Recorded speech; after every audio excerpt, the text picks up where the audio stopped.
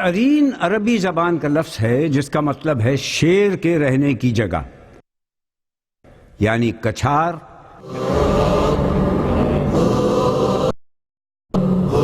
کربلا میں لوگ حضرت عباس کے روضے کو العرین بھی کہتے ہیں۔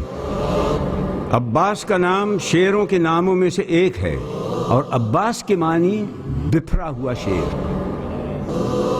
حضرت عباس اپنے نام کی طرح اس میں بامسمہ ہیں۔ وہ ایک ایسے شیر کے نام سے جانے جاتے ہیں جو اہل بیت کے سقا بھی ہیں۔ غازی بڑا ہے، سب سے زیادہ دلیر ہے، عباس جس کا نام ہے شیروں کا شیر ہے۔ پانی لے کر واپسی کے سفر پہ ہیں، لیکن واپس نہیں پہنچ پائے، بلکہ دشمنوں کے ہاتھوں شہید ہو جاتے ہیں۔ واقعہ یہ ہے کہ وہ واقعہ وہیں ختم نہیں ہوا، بلکہ وہ پانی آج بھی شرمندہ اور نادم آپ کی قبر مطہر کے چاروں طرف لہریں لے رہا ہے۔ اس پانی نے جو تاریخ رقم کی وہ صدیوں پرانی ہے، لیکن حقیقت یہ ہے کہ آل نبی پیاسے شہید ہوئے، اور دست قدرت نے اس پانی کو ہمیشہ کے لیے سقائے آل نبی کے قدموں میں سرنگوں کر دیا۔ آج یہ سر پٹک پٹک کر معافی کا خواستگار ہو، لیکن وہ اس سے بے نیاز ہیں۔ آج جناب عباس کے روضے کے نیچے یہ پانی ہمہ وقت رہتا ہے۔ سرزمین عرب میں میدان کربلا دراصل میدان طف کے نام سے مشہور ہے، کیونکہ طف کے معنی نہر کے کنارے کے ہیں۔ بصرہ سے حیت تک فرات کا کنارہ طف کہلاتا ہے۔ کربلا کی جنگ اسی مقام پر لڑی گئی تھی، اس لیے اس کو جنگ طف کہا جاتا ہے۔ تاریخ دان کہتے ہیں کہ واقعہ کربلا کے وقت یہاں جو نہر تھی وہ القمی کے نام سے مشہور تھی۔ وہ امام جعفر صادق کے وقت یہاں موجود تھی۔ آج یہاں اس نہر کا کوئی وجود نہیں ہے۔ طعن وكل قبر بجسمك سلام سلام سلام سلام على كل طعن وكل قبر۔ لیکن روضہ عباس کے نیچے رواں اس پانی کو دیکھ کر ماہرین حیران ہیں کہ ان کے پاس اس کا کوئی جواب نہیں۔ سلام سلام على كل طعن وكل قبر بجسمك سلام سلام سلام سلام۔ روضہ عباس عین اس مقام پر ہے جہاں آپ کی شہادت ہوئی تھی۔ حضرت عباس کی ولادت 4 شعبان 26 ہجری بروز منگل مدینہ میں ہوئی۔ آپ کے پدر گرامی کا نام امام علی ابن ابی طالب، والدہ کا اسم گرامی حضرت فاطمہ کلابیہ، اور کنیت ام البنین ہے۔ دادا حضرت ابو طالب، دادی فاطمہ بنت اسد، نانا حزم بن خالد، نانی لیلہ بنت شہید، اور لبابہ آپ کی زوجہ ہیں۔ آپ کے 3 بھائی عبداللہ، جعفر، عثمان کربلا میں شہید ہوئے۔ آپ کے 3 فرزند فضل، قاسم کربلا میں شہید ہوئے، اور عبید اللہ مدینے میں تھے۔ آپ کی کنیت ابو الفضل ابو القاسم ہے، اور لقب عبد الصالح، سقا، افضل الشہداء، ابو قربہ، باب الحوائج، حامل اللواء، اور قمر بنی ہاشم ہیں۔ حضرت عباس تمنائے حضرت علی تھے۔ آپ نے اللہ کی بارگاہ میں دعا کی تھی کہ معبود مجھے ایسا فرزند عطا کر جو عین اسلام پر ہو۔ دعا اور تمنا قبول ہوئی۔ حضرت عباس شجاعت علی کے وارث، آئینہ کردار علی، سپاہ حسینی کے سالار، تیغ ید اللہ کی جھنکار تھے۔ بچپن میں آپ کی تربیت دانشگاہ خانہ رسالت مآب میں ہوئی۔ اخلاق و آداب، معرفت، ایثار، شجاعت، اطاعت و فرمانبرداری، عصمت و طہارت، ثبات و استقامت اور یقین و شہادت میں درجہ کمال حاصل کیا۔ حضرت عباس کمال علمی میں اور نفس ذکی اور شرافت نفسی میں اعلیٰ درجے پر فائز تھے۔ علم الرجال، علم فقہ سے استنباط اور مسائل شرعی آپ کا علمی میدان خاص تھا، اور اعلیٰ اخلاقی اقدار کے مالک تھے۔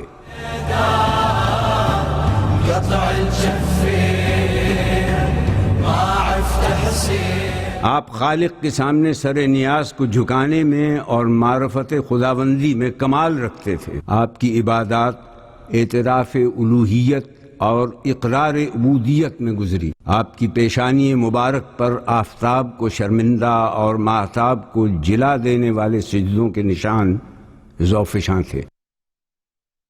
شجاعت اس قوت قلبی کا نام ہے جو انسان کو انتہائی خطرناک اور خوفناک امور سے گزارے۔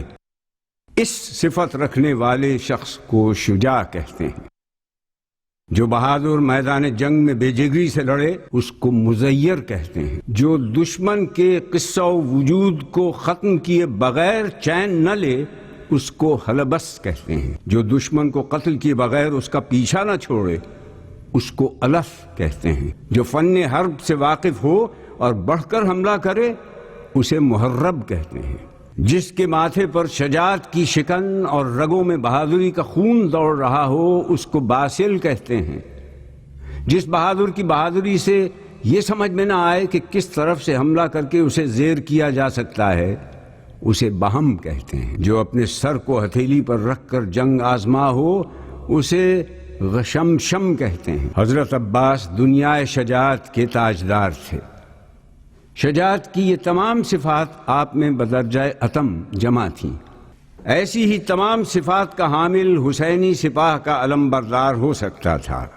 امام علی اور جعفر طیار نے لشکر اسلام کی علم برداری کی اور پھر یہ منصب کربلا میں آپ کو عطا ہوا اور آپ علمدار ہو گئے۔ ناگاہ آ کے بالی سکینہ نے یہ کہا، کیسا ہے یہ ہجوم، کدھر ہیں میرے چچا؟ عہدہ علم کا ان کو مبارک کرے خدا، لوگوں مجھے بلائیں تو لینے دو ایک ذرا، شوکت خدا بڑھائے میرے امو جان کی، میں بھی تو دیکھوں شان علی کے نشان کی۔ حضرت عباس امام حسین سے میدان میں جانے کی رخصت طلب کرتے ہیں اور فرماتے ہیں کہ آقا اب مجھ سے بچوں کی پیاس برداشت نہیں ہو سکتی اور خیمہ گاہ سے العطش العطش کی صدائیں بلند ہیں۔ حضرت عباس پریشان اور مضطرب ہیں، بار بار عرض کرتے ہیں کہ مولا اب تو لڑنے کی اجازت دے دیجئے تاکہ دشمنان اسلام کو بندش آب کا نتیجہ دکھا سکوں۔ قدموں پہ سر کو رکھ کے یہ بولا وہ محجبیں، کب تک غلام صبر کرے یا امام دین؟ مجھ کو سنا سنا کے یہ کہتے ہیں اہل کی، اب فاطمہ کے لال کا یاور کوئی نہیں۔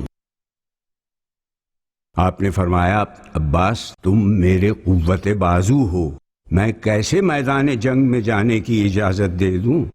بھائی اگر تم جانا ہی چاہتے ہو جنگ نہ کرنا، کیونکہ آپ جانتے تھے کہ اگر حضرت عباس لڑے تو جنگ کا نقشہ بدل جائے گا۔ اتنا کہا کہ ممکن ہو تو گلزار رسالت کے نونہال پانی کے بغیر مرجھائے جا رہے ہیں، ہو سکے تو ان کے لیے پانی لے آؤ۔ آپ کو اجازت مل گئی۔ خیمے میں داخل ہوئے، سب سے رخصت ہوئے، سب کو تسلی دی۔ میدان میں تشریف لاتے ہیں، آسمان کی طرف دیکھا اور کہا، معبود تیرے نبی کے بچوں کی خاطر تھوڑا سا پانی لینے جا رہا ہوں، میرے مالک تو ایسا انتظام کر دے کہ میں مشق سکینہ کو خیمے تک پہنچا دوں۔ گھوڑے کو ایڑ لگائی اور نہر القمی کی جانب اپنی رفتار تیز کر دی۔ آپ ذوالفقار حیدری اس طرح چلا رہے تھے، آئی چمک کے غول پہ جب سر گرا گئی، سیل آئی زور و شور سے جب گھر گرا گئی، ایک ایک قصر تن کو زمیں پہ گرا گئی، دم میں جمی صفوں کو برابر گرا گئی۔ آ پہنچا اس کے گھاٹ پہ جو مر کے رہ گیا، دریا لہو کا تیغ کے پانی سے بہہ گیا۔ نہر پر آپ کا قبضہ ہے۔ ایسے میں نفس کیا چاہتا ہے؟ کہتے ہیں، اے میرے پیاسے نفس، یہ کیسے ممکن ہے کہ حسین اور ان کے بچے پیاسے ہوں اور تو پانی پی لے؟ خدا کی قسم میں سوچ بھی نہیں سکتا کہ پانی کا ایک قطرہ بھی پی لوں۔ آپ کے گھوڑے نے بھی منہ موڑ لیا اور وہ بھی پیاسا رہا۔ عباس آبرو پہ بڑا حرف آئے گا، پانی پیا تو نام وفا ڈوب جائے گا۔ مشق سکینہ کو بھرا، عباس خیمے کی طرف جانا چاہتے تھے، چاروں طرف سے تیروں کی برسانی شروع ہو گئی۔ زید بن وقار شقی نے ایک ایسا وار کیا کہ آپ کا دانا ہاتھ تن سے جدا ہوا۔ آپ نے مشکیزے کو بائیں ہاتھ میں لیا۔ حکیم بن طفیل ملعون نے دوسرا وار کیا اور آپ کا بائیں ہاتھ بھی قطع ہو گیا۔ مشق سکینہ کو دانتوں سے سنبھالا، ایک تیر مشق پر لگا اور مشق سکینہ بہہ گئی۔ آپ گھوڑے پر سنبھل نہ سکے۔ على كل طعنة وكل طبرة بجسمك سلام سلام سلام، على كل طعنة وكل طبرة بجسمك سلام سلام سلام۔ آپ مقابلہ کرتے جاتے تھے اور کہتے تھے کہ میں موت سے نہیں ڈرتا جب تک جنگ کرتے ہوئے تہے خاک نہ پہنچ جاؤں۔ میرا نفس فرزند رسول کے نفس کے لیے ڈھال ہے، میرا نام عباس ہے۔ چراغ حیات عباس گل ہو گیا۔ دشمن کو بھی نہ بھائی کا ماتم خدا دکھائے،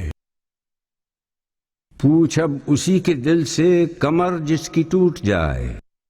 فرماتے تھے پسر سے یہ رو کر کہ ہائے ہائے اکبر، بتاؤ بھائی کو بھائی کہاں سے لائے۔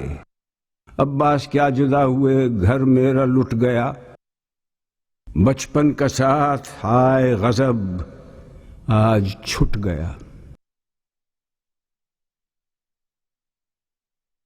حضرت عباس کی ذریعہ مبارک مختلف مواقعوں پر تبدیل ہوتی رہتی ہے۔ آج جو موجودہ ذریعہ ہمارے سامنے ہے، یہ 12 رمضان 1385 کو مکمل ہوئی۔ 2 دسمبر 1966 میں اس کی نقاب کشائی آیت اللہ عظمی سید محسن الحکیم تاب سرا نے کی۔ ذریعہ کی تعمیر میں 200 کلو چاندی اور 40 کلو سونا استعمال کیا گیا ہے۔ اس ذریعہ کو ایران کے شہر اصفہان کے ماہر کاریگروں اور ہنرمندوں نے نہایت نفاست سے بنایا تھا۔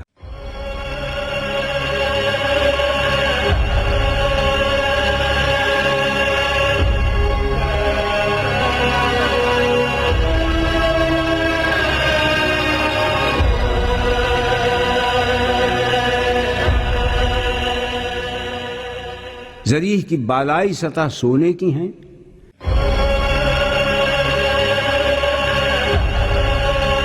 جبکہ ذریعہ کے 4 کونوں پر گلدستے ہیں۔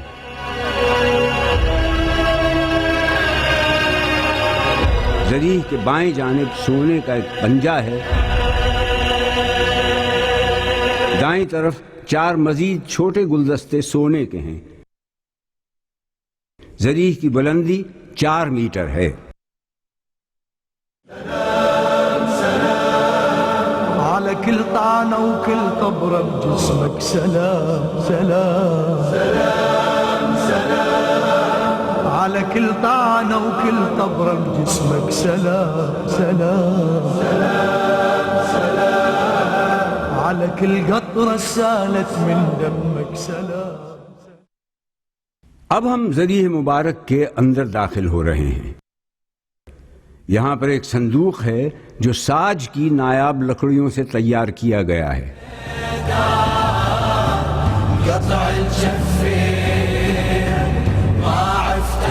اس کی لمبائی 3 میٹر،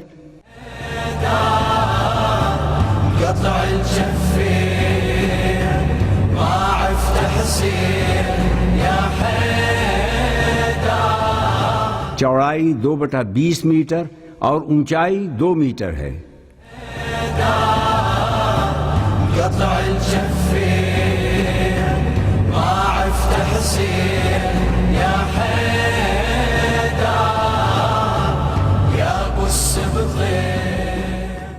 اس کے اندر ایک اور صندوق موجود ہے جس پر ہندی نقوش ہاتھی دانت کے اوپر بنائے گئے ہیں۔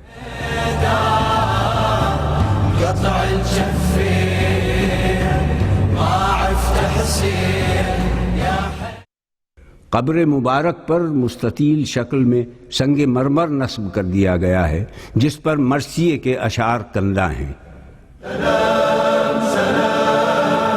على كل طعنة وكل قبرة بجسمك سلام سلام على كل آپ کی اصل قبر اسی صندوق کے نیچے ہے۔ قطع الجفين ما عفت حسين يا حيدر يا ابو السبطين جيت بلاعب۔ خداوند کریم انبیاء کرام اور اپنے صالحین بندوں کو پسند فرماتا ہے تو اپنے اس ربط کو کرامات کی صورت میں عیاں بھی کرتا ہے۔ آیا کرے گی اور ایسے ہی لوگ راست رو ہیں۔ قطع الجفين